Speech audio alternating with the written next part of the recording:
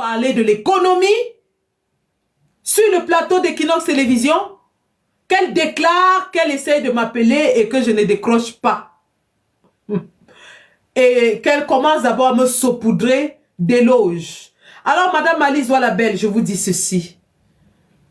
Vos éloges, je ne les rejetterai pas parce que je sais que je les ai mérités au bout de longues années de travail acharné dans la résistance.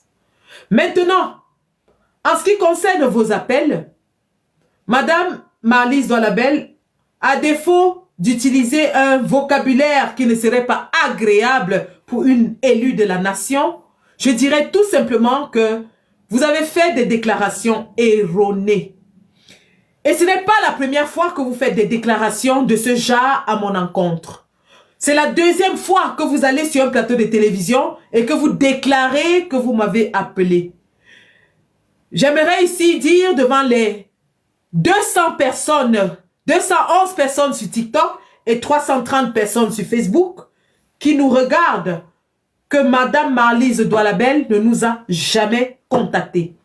Vous me connaissez, je ne cache rien. Si elle m'avait contacté, je vous l'aurais montré. Et si elle m'avait contacté, je n'aurais même pas attendu qu'elle aille sur un plateau de télévision, je l'aurais exposé. Ça, vous le savez. Vous savez qu'avec moi, il n'y a pas de secret, il n'y a pas de cachotterie. De deux, Madame Alice Douala-Belle, je n'ai aucune objection à discuter avec vous. Par contre, ce que je vous demande, c'est que, et ça c'est depuis 2020, vous avez fui de nombreux plateaux télévisés avec moi. Vous avez fui de nombreux plateaux télévisés lorsqu'on m'avait annoncé. Madame Alice Douala-Belle, je vous dirai ceci. Si vous voulez avoir un échange citoyen, patriotique, dans l'intérêt de notre peuple, si vous voulez que nous apportions toutes les deux en tant que femmes politiques, nos opinions sur les sujets brûlants de la nation, alors, madame, ce sera votre plateau, votre choix, où vous voulez, quand vous voulez. Donnez-moi l'heure et la date et je me ferai le plaisir de vous rencontrer dans un débat télévisé. Afin que le peuple camerounais, mais surtout en ce qui me concerne, le peuple de la résistance, voit à quel point nous sommes outillés pour vous mettre en déroute. Parce que je n'ai aucun doute là-dessus. Madame Marlise Douala-Belle, je débattrai avec vous dans la langue de votre choix. Que ce soit en Bassa, en Boulou, en Bamileke, en Douala, en anglais, en français, en espagnol. Je débattrai avec vous de tous les sujets, du football, à l'économie, à la géopolitique, à la géostratégie, à la politique, à la communication et tout ce que vous voudrez. Votre choix sera le mien. Je vous donne cette primeur. Donc, j'attends votre réponse et si vous voulez vraiment discuter avec moi, voilà la main tendue que je vous offre d'avoir un débat public et ouvert avec moi. Autre que ça, vous devez savoir depuis 7 ans que je ne reçois personne, je ne discute avec personne et je n'ai pas d'entretien en catimini. Donc, vos collègues du gouvernement auraient dû vous le dire. Sandy n'a aucune conversation en catimini avec qui que ce soit. L'invitation s'étend aussi à tous les autres membres du gouvernement qui jouent au jeu de nous représenter comme des terroristes.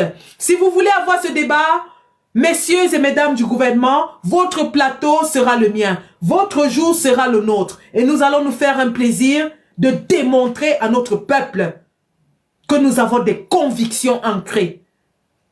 Des convictions que vous avez vues dans le communiqué musclé, solide, que nous avons produit hier pour répondre au gouvernement de M. Biya.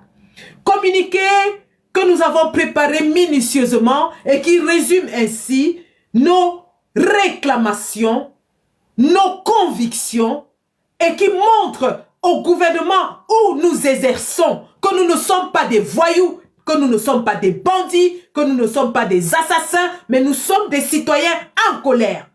En colère, comme tous les autres citoyens des pays où nous vivons, à l'exemple des Gilets jaunes, à l'exemple des autres mouvements activistes qui opèrent dans toute la diaspora, Greenpeace et ainsi de suite.